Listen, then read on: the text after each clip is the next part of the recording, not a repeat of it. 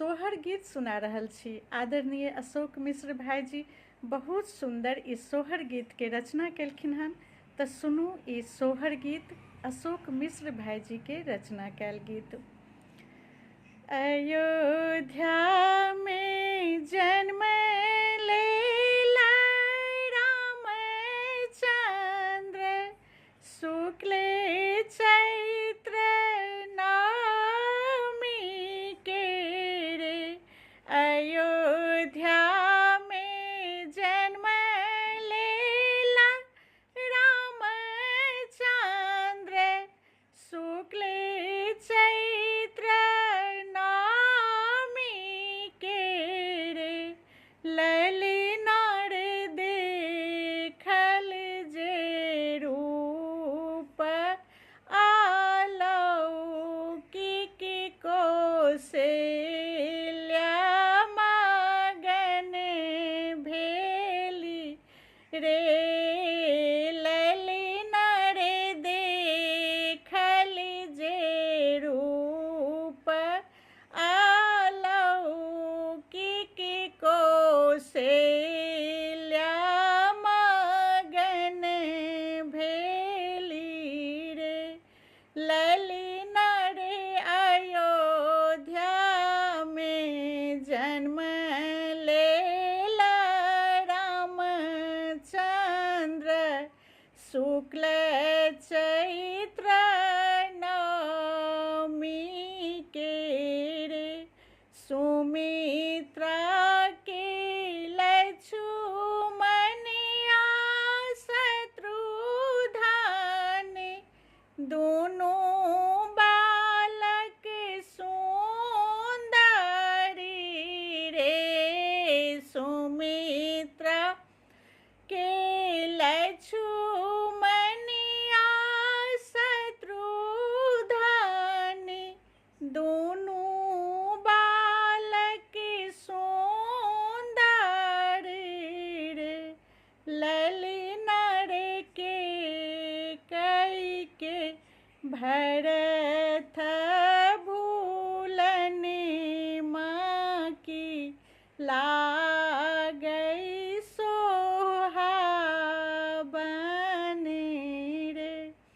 ललिनार के कई के भरत भूलन माँ की लागई सोहावन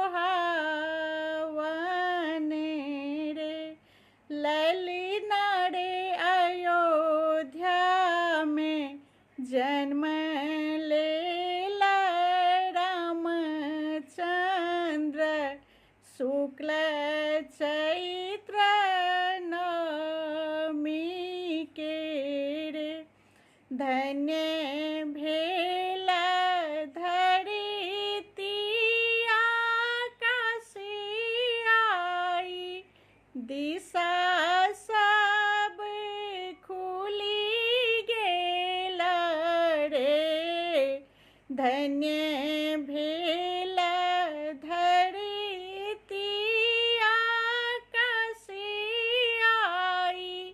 दिशा सब खुली गेला रे।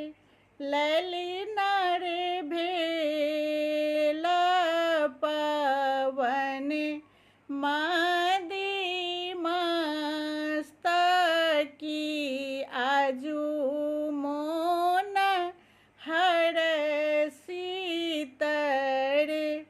ललिनार अयोध्या में जन्म लेला रामचंद्र शुक्ल चैत्र नवमी के रे। सभी तारी बाजाई बधाइया आ नटुआ से हो नाचाई रे। सभी तारी बाजाई बधाइया आ नटुआ से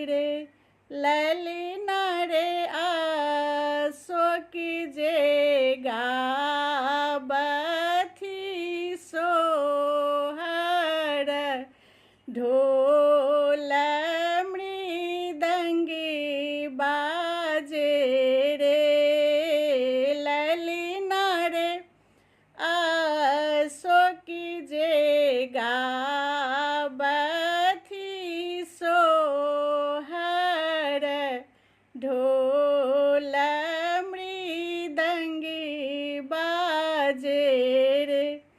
ललिन रे अयोध्या में जन्म लेला रामचंद्र शुक्ल चैत्र नवमी के रे। बहुत सुंदर भाई जी के रचना हम गावे के कोशिश करब। जय श्री राम।